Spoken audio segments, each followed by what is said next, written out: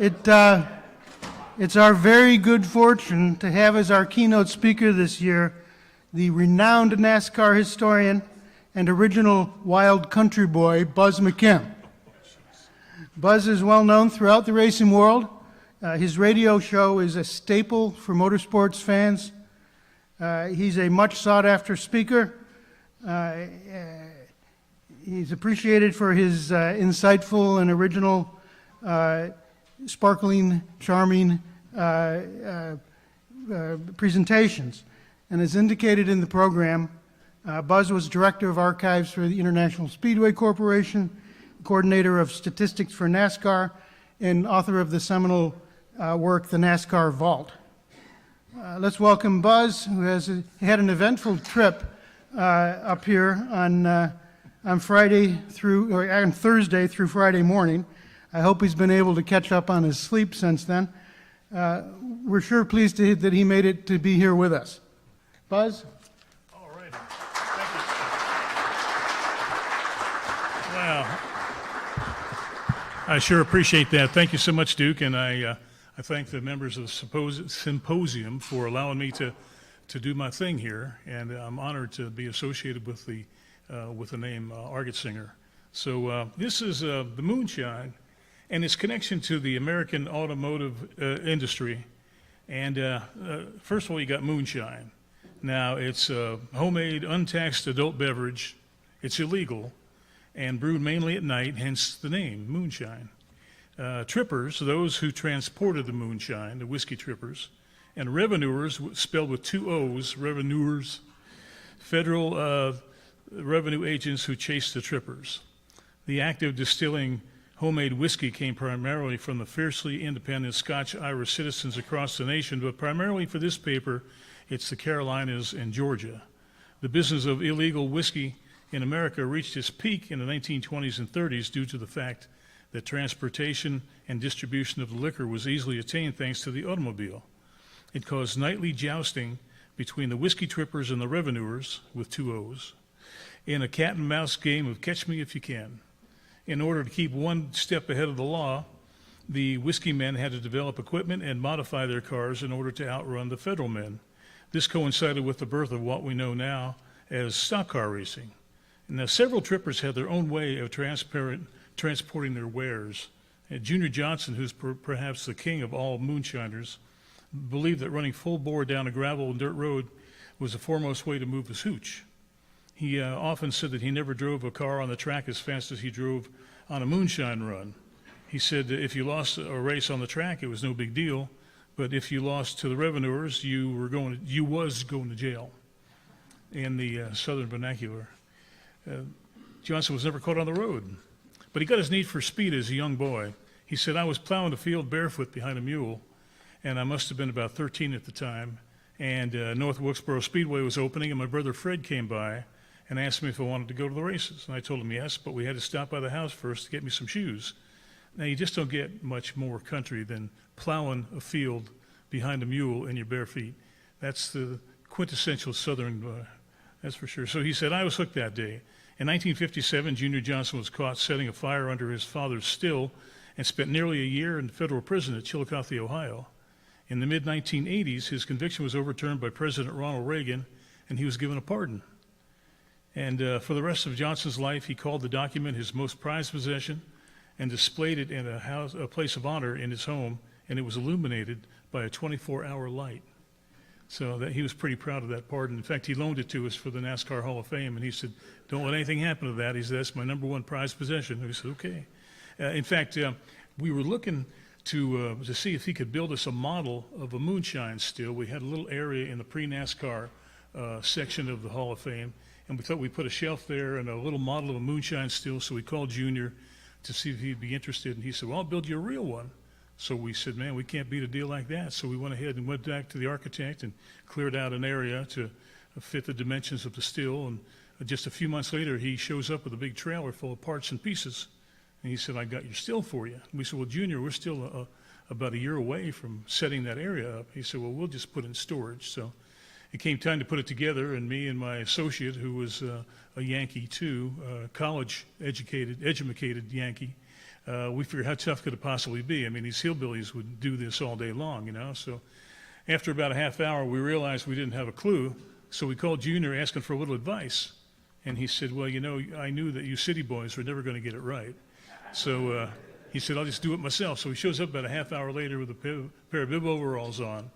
And he had the biggest pair of channel locks I'd ever seen. And he had a wrench that looked like you could build the Golden Gate Bridge. And so he goes ahead and he lays the pieces out, and he starts cranking away on these wrenches, and about a half hour later, we had us a Moonshine still. And he said, it's just like the one that his father used back in the 30s, and he said, it will work, but we've not been able to convince the fire marshal it would be a great science project for the kids. But we thought, yeah, here, kids, let me show you how to make some moonshine. But anyway, Junior was great, and he was just a wonderful person and a real fan of the hall, and he was very, very kind to us. Let's see, okay. Johnson experienced some unusual situations while on his runs. Once he was on a run one night, and the revenuers were hot on his tail, and he noticed he was almost out of gas, so he went ahead and he shot down this side road and lost the revenuers. And then he saw tractors sitting out in the middle of a field, so he went ahead and stopped and checked it out. Sure enough, it was full of gas. So he got out his Georgia credit card, or the siphon hose, and he went ahead and siphoned the gas out.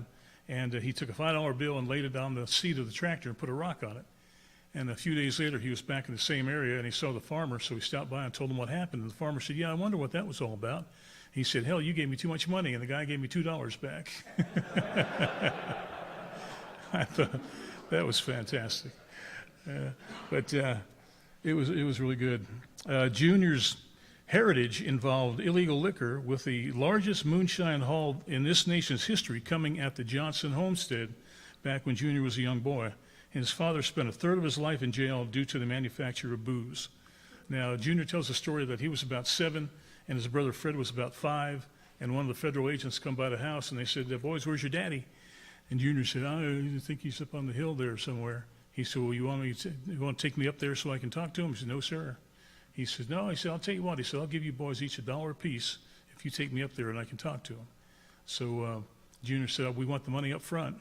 He said, why is that? He said, well, if we take you up there, you probably ain't coming back. It's a 7-year-old kid. He's great. So another whiskey tripper that believed in going flat out was a young cherubic-looking Lloyd C., and he believed in going flat out. It was said that he could cause a Model A to climb a pine tree. He was that talented behind the wheel.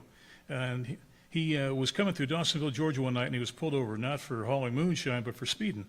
And the cop told him the fine would be $10. So Lloyd gave him 20, and he said, I'll be coming through here in a few hours. You think you can look the other way when I come by?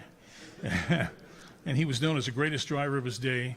And none other than NASCAR founder and teammate of Say's, Bill France Sr., said he was the best driver he ever saw.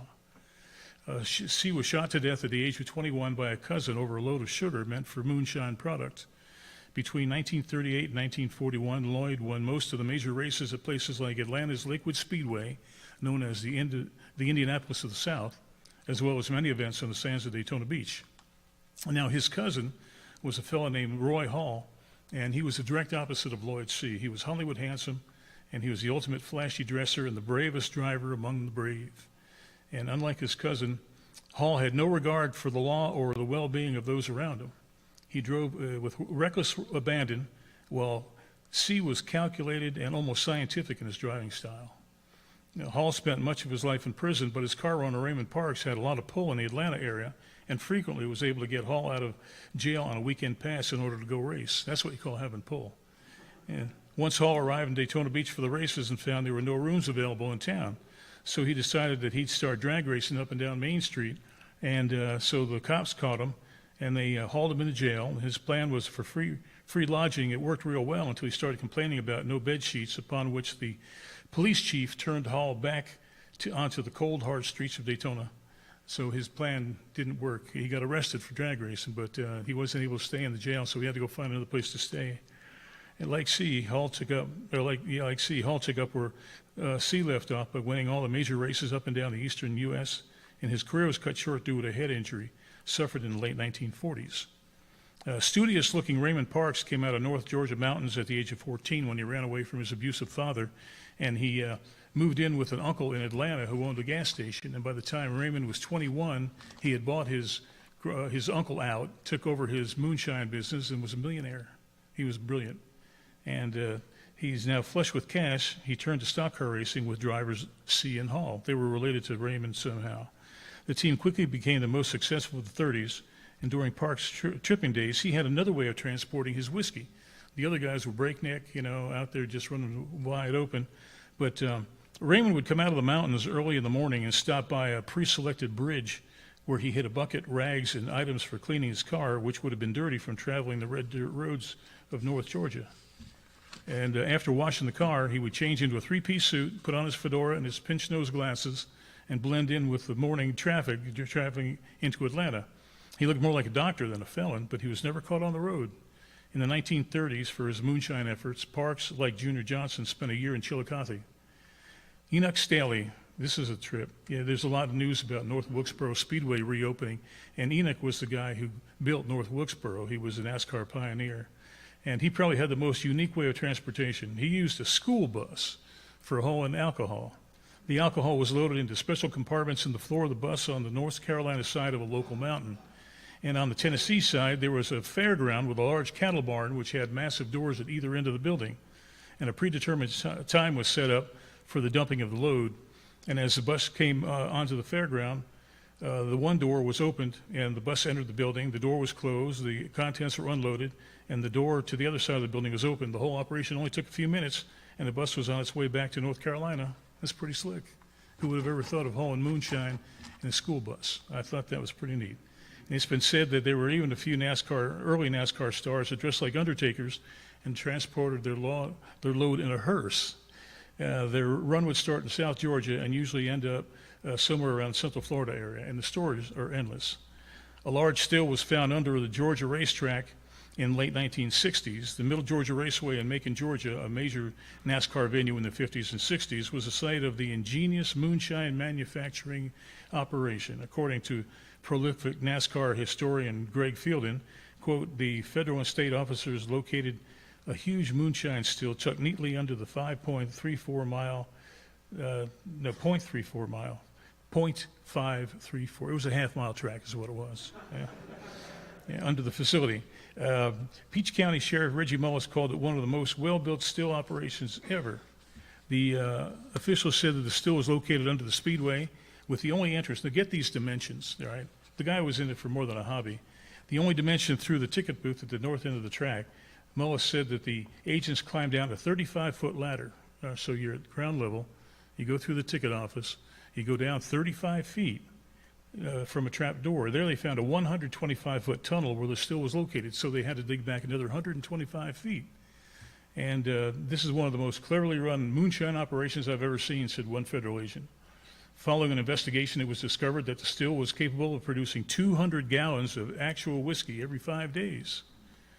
At the end of the tunnel was a 2,000-gallon cooker, a 1,200-gallon box fermenter, and a 750-gallon gas tank. And the operators had even installed yellow lights to keep the bugs out of the mash. I guess that's not a good thing if you get bugs in your mash. So they put the yellow lights up there to keep everything copacetic. Authorities put the still out of business a couple weeks before the race, which was held on November 12, 1967. Most of the 6,800 spectators who attended the race were unaware the still was ever located at their hometown track. Track president H. Lamar Brown Jr. was charged with possession of apparatus for the distillery of illegal liquor. What do you think? I'd say they got him dead to rights, right? Well, the case came to trial on December 12, 1968, with Brown being found not guilty after a 2-hour deliberation by the jury. You think he had friends on the bench?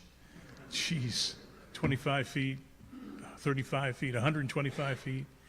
Jeez. Among the changes made to the tripper cars were several to the engine: multiple carburetors, aluminum cylinder heads, high-lift camshafts, special valves, and lightweight flywheels were some of them. The cars of choice were 1938 to 1940 Ford coupes. They were well-balanced, had hydraulic brakes, and were relatively inexpensive, and had a large trunk area for carrying booze. Parts were also very easy to acquire, so it was the perfect car for running moonshine back in those days. Most of the chases were held on dirt and gravel roads, and very few paved roads existed in the backcountry in those days, and the suspensions of the cars needed to be modified. Heavy-duty shocks, oversized brakes, modified springs, reinforced wheels, and multi-ply tires were incorporated into the whiskey tripping cars. The Federal cars were stocked for the most part with no high-performance engine parts and or suspension parts, and there was no budget to add the needed parts to their cars anyway. So as former NASCAR Hall of Fame curator Dan Simone often pointed out, many of NASCAR's earliest stars were road racers, whether they realized it or not. They all had to learn how to turn right, for the back roads of Appalachia were never exclusively counterclockwise. Unfortunately, NASCAR's first road race in 1954 occurred when most of the stars had retired and were winding down their careers. But it's tempting to wonder how they would have fared at the inaugural Watkins Glen Street Race in 1948 if they were put in a high-performance car, because they probably could have outrun most of the quote-unquote stock car drivers of their day. In the 1930s and 40s, red votes, shockingly not in the NASCAR Hall of Fame yet, the first superstar mechanic of NASCAR and the man who gave NASCAR its name, had a shop in Atlanta where he worked on whiskey cars and Federal cars. He was asked on whose car he did a better job, and Vogt said, "The whiskey boys paid in cash and the government paid 90 days. You figure it out." Besides, I couldn't make any money off anybody in jail. So he supplemented his income by building and maintaining Raymond Park's fleet of stock cars. When NASCAR was formed in 1947, the first series that competed was known as the Modifieds, because they were highly modified. These cars were very similar to the Whiskey Trippers cars with their big engines and heavy suspension. The series we know now today as the Cup Series began in 1949 as the strictly stock division, with the featured cars being totally stock right off the showroom. No changes were allowed whatsoever. Bill France, the founder of NASCAR, wanted fans to totally associate with the cars on the tracks. And the first race in the new division was run on a 3/4-mile dirt track in Charlotte, North Carolina on June 19th, 1949. Ironically, the winner, Glenn Dunaway, was disqualified for adding helper springs to the rear of the car. His mount had been used as a whiskey tripper car. This was the first time Bill France had used his iron fist to run his show. The win was given to runner-up Kansan Jim Roper, who totally disassembled his car for inspection. And all looked legal, but Roper was left with a big pile of parts. And the locals were not happy that this out-of-towner had won a big race, and it was a classic case of gotcha. So Roper's car owner was a close friend of local Lincoln dealer who owned Roper a car to get back home on. The winning car was eventually reassembled, but they didn't like this out-of-towner taking all their money home, so they had him disassemble his whole car and say, "Oh, you're okay." Within a few years, it became apparent that changes needed to be made as cars were faster and the tracks were longer in length. NASCAR looked to the modifieds for suggestions on how to fix this situation. Any part used in the Cup Series, then known as the strictly stock division, was to have factory part number attached to it. The first example of this was the rear axle of the Hudson Hornet. These axles were likely to break with the rear wheel being caught under the low wheel opening on the rear quarter section. The car would flip, causing injury to the driver and in some cases death. Hudson developed a new, stronger axle as part of its severe usage package, and NASCAR allowed it to be substituted in place of the stock item. It was not a performance item, but rather a safety item.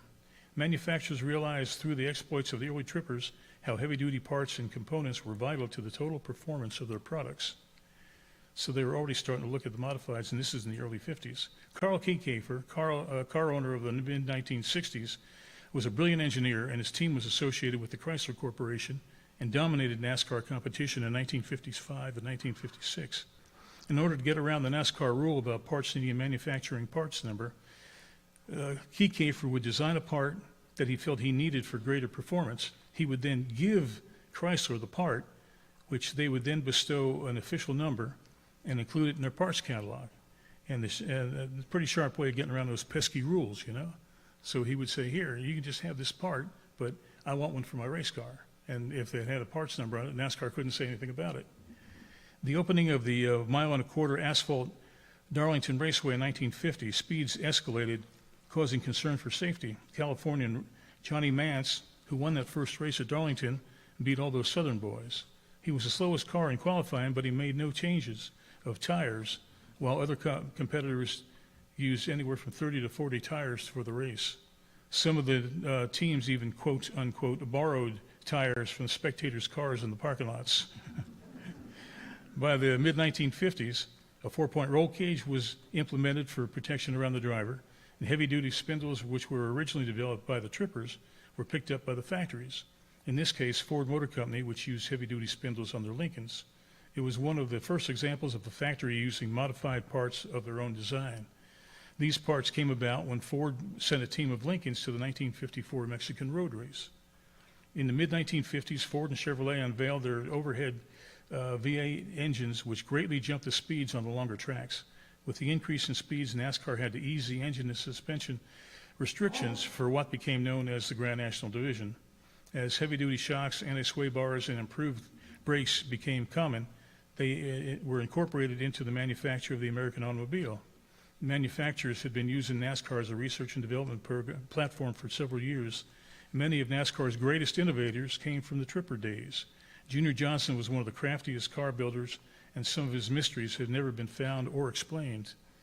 Ray Fox, just like his name, was sly in the NASCAR forest. He was years ahead of his time, and when it came to innovation, his background was in the whiskey business in New Hampshire. The Great Smoky Eunuch was by far the slickest of all innovators. He usually read between the lines in the NASCAR rule book. Now, once he built a Chevelle that was declared illegal in 1968 at Daytona. Upset, he drove his car back to the shop some 5 miles away. And one small detail was the fact that the car had no fuel cell in it. According to the rules, there was no restriction on how large the fuel line had to be. And Eunuch installed a 2-inch line, and he stated, "I could have driven the son of a bitch to Jacksonville," which was 90 miles away. Eunuch worked closely in the 1960s with John DeLorean when Eunuch and Fireball Roberts and their Pontiacs were tearing up the NASCAR circuit. DeLorean was the father of the Pontiac muscle car. So to recap this paper, number one, 1930s, 40s, whiskey trippers were modifying their cars to gain more performance to outrun federal agents. Number two, late 40s, 50s, NASCAR's first race cars were known as modifieds, using many of the parts and ideas incorporated into the whiskey cars. Number three, early mid-1950s, NASCAR's top series was not allowed to use these parts for several years as the cars had to be strictly stock. Number four, mid-1950s and 60s, as the American automobile manufacturers began to produce higher powered products, the need for reliable high performance and suspension parts became necessary. So through the early days of tripping and the years of NASCAR development today's automobile have improved suspension parts and brakes, stronger and lighter metals, advanced tire technology, better aerodynamics, increased gas mileage, seat belts and shoulder harnesses, and a rudimentary roll cage on many models. And even today, the manufacturers turn to NASCAR for their R&D programs, and it all started out with the Moonshine trippers. There we are. How about that? Any questions? Thank you very much. I appreciate that. Anybody got any questions?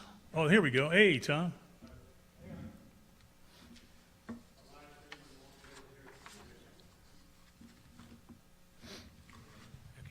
The Moonshiners Hall of Fame is part of the Georgia Racing Museum in Dawsonville. Yeah. Yes, sir. Are you familiar with the administration? I mean, is that a legit Hall of Fame? Do they have a committee?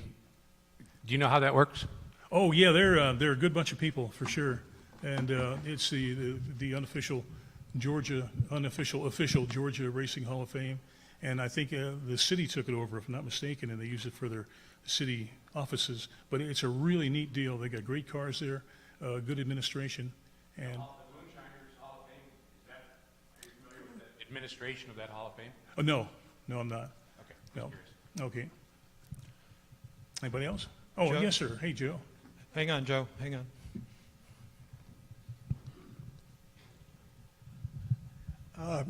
Of course, NASCAR denied all of this for many years. Yes, they did.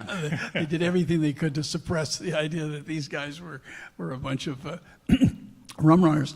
But I'm wondering, just if anybody has any sense of how much of this business still goes on, I would doubt that any of the professional drivers or teams are involved. But is moonshining still a major industry in Georgia and Well, the South? Would you have any knowledge of that? Yeah, I think there's still a little bit going on. There was a guy named Dean Combs who was a several-time Goodies Dash Series champion, and it wasn't too many years ago where he was nailed for moonshining. I mean, within the last 10 years. So there's still some of those rugged individualists out there, you know. Yes, sir. Well, I can kind of add to that. In my dealings with moonshiners, a lot of them have gone now to growing marijuana. Oh, yeah. And they're using the same security techniques to protect their crops that the bootleggers did to protect their stills. Yeah. So they're and they're even getting into some more advanced things. I know one fellow told me that his family employed tripwires around the perimeter of their property so that it was an added layer of protection. Interesting. But I just have kind of a comment. You're talking about Junior Johnson. I had the good fortune in 1992 to spend a day at Junior's shop, and I didn't realize I was going to spend a day with the team. I ended up spending most of the day with Junior. Oh, boy. He came in the office and he was wearing overalls and a T-shirt, and I just said hello. And he said, "Well, if you're going to talk with me," he said, "come help me." And he had 2 quarts of strawberries that he had just picked. So we went in the bathroom at the offices at his shop, and we washed strawberries and we talked. And he said that most of the phone calls that he ever received came, at this time he was running Fords, was from engineers in Dearborn at the Ford Motor Company. When they had a problem with something they were trying to develop, if they couldn't figure it out, they would call him. Oh, yeah. And say, "Can you have your people work on this?" And so the guys in the shop would, they were actually doing some like R&D work and design work for the Ford Motor Company. Yeah. So- Yeah, Junior was brilliant. And very little school education, you know. Very little formal education, but he was just brilliant. He was a smart guy. Yes, sir. Buzz, we've all seen the movies of the moonshine chases and all that sort of thing.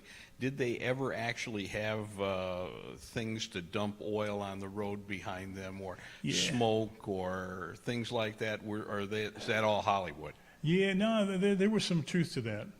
They had some moonshiners, like when they did Thunder Road, they had some local moonshiners up there as technical assistants, and they showed them all the little tricks that they had. And some of the moonshiners got killed too, some of the federal agents too. And interesting, the agents and the trippers were usually away from the cat and mouse game. They were good friends. They would spend Christmas at each other's house. You know, they knew the kids' names and all this kind of stuff. And it was like a little fraternity, you know. The one story I read, it was in a Life magazine back in the early 60s, and it said that they laid in wait for this one guy they knew was coming, and they shot out his radiator. Well, the only problem was the car just kept right on going because he'd installed the radiator in the back seat. Oh, yeah. There you go. There was a guy that came to North Wilkesboro, North Carolina, and he's looking for moonshine, and he said, I guess it's probably not too hard to find. He's looking around, and he sees somebody that looks like might know what's going on. And he said, I'd like to find me some moonshine around here. And the guy said, well, you see that building over there in the corner? He said, yeah. He said, well, that's the post office. He said, that's probably the only place in town you won't find moonshine.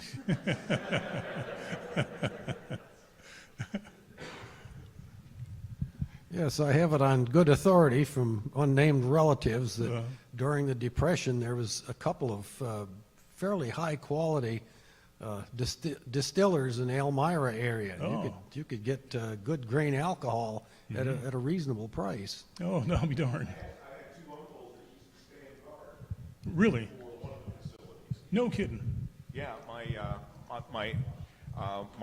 my mother and her siblings, they lived down in Swoyersville, Pennsylvania. And to get out of the coal region in the summertime, 2 of my uncles would get kind of farmed out to whoever it was outside of Elmira, and their job was to sit out by the front of the road, and essentially they were like I don't know, security guards I'll or be something, darned. but they had something to do with this operation. Isn't that something? And fortunately, everyone's gone now. I can't track down the specifics, but Yeah. but they were right outside of Elmira. Oh, that's cool. Yeah, I guess there's no place around that there wasn't moonshine. We'll be talking about Vicki Wood here in a little bit, and she was a lady race driver. She set the fastest time through the measured mile on the beach at Daytona in a new Pontiac, and she was amazing. Lived to be over 100 years old, and her father and her 5 brothers were involved in moonshine up in Michigan, and she was a lookout. She'd get up in the attic when she was a little girl, and she'd watch out for the cops. But I don't think there's any area that wasn't touched by moonshine. It seems like the better stories come out of the South, though. Yeah. Or maybe the people are crazier in the South. I don't really know. Yeah. Any other? Anyone else? Buzz, can you fill us in on what was the overall response to when the Hall of Fame was getting going, Right. and you were starting to do, the origins of the sport? Right. Was there any kind of pushback from any of the CVRA or any of the towns fathers and leadership that kind of frowned upon? We want to downplay that part of it? No, not 'Cause really. that's- In fact, Winston Kelly, who was my boss, he's still the director there, and they really wanted him for the job. And he went to NASCAR and said, this moonshine thing we're going to have to put to rest right now. He said, if we try to sweep it under the rug, we as a facility will never have any credibility. So he said, make your mind up now, because if you're not going to go along with it, I'm not going to take the job. And that's where we got a hold of Junior, and we got the still, and it's a big part of what NASCAR's history is. And I think, if anything, to see where it is today, coming out of those bare roots, I think it makes the story even more interesting. Yeah, for sure. Anyone else? Yeah. Well, this has been a joy. I thank you so very much, everybody.